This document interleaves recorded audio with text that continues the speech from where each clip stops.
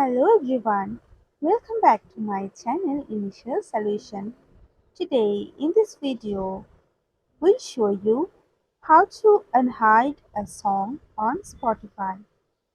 So go for your Spotify app.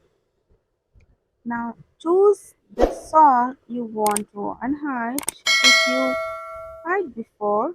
So you can see I have hidden two songs here. So it has two methods to unhide the song.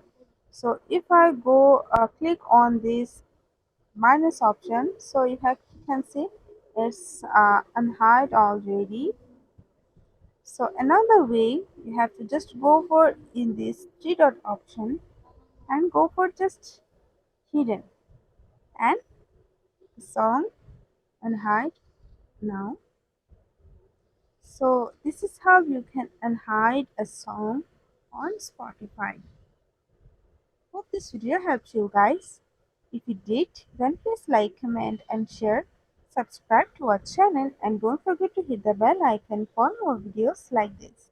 Thank you.